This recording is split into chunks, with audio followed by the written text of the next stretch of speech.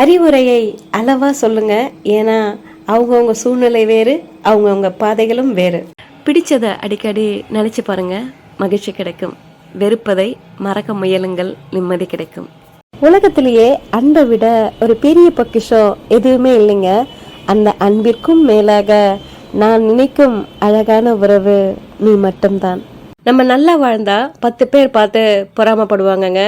ஆனால் கஷ்டப்பட்டா 10 பேர் ஏளனமாக பேசுவாங்க. எப்படி வாழ்ந்தாலும் குறை சொல்கிற மனுஷங்க இருந்துக்கிட்டே தாங்க இருப்பாங்க.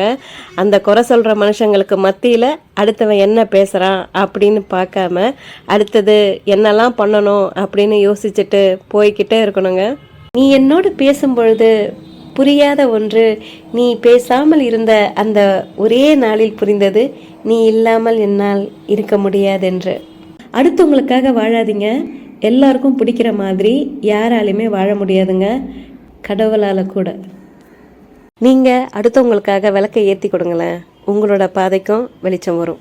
இன்னைக்கு நீங்கள் ஒரு விஷயத்தில் சந்தோஷப்படுறீங்கன்னா அடுத்தவங்களுக்கு மேலே நம்ம நல்லா இருக்கோம், அடுத்தவங்களை விட நல்லா நம்ம சம்பாதிக்கிறோம், அவங்கள விட வசதியாக வாழ்கிறோம் அப்படின்னு சந்தோஷப்பட்டீங்கன்னா நீங்கள் உங்கள் வாழ்க்கையில் தோற்று போயிட்டீங்கன்னு அர்த்தங்க. இந்த மாதிரி நினச்சிருந்தா தயவு செய்து உங்கள் எண்ணங்களை மாற்றிக்கங்க. நம்ம சந்தோஷம் நம்மளால மட்டும் இருக்கணுமே தவிர அடுத்தவங்க நம்ம கீழே போயிட்டாங்க அப்படின்னு நினச்சி சந்தோஷப்படக்கூடாது.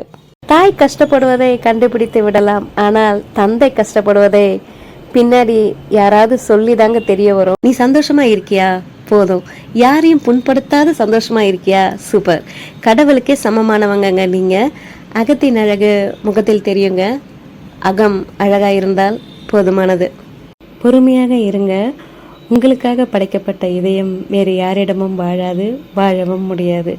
உங்களிடமே வந்து சேரும், காத்திருங்கள். அன்பை கொடுப்பவர்களை விட அனுபவத்தை தருபவர்கள் தான் வாழ்க்கையில் அதிகமாக சந்திப்போங்க.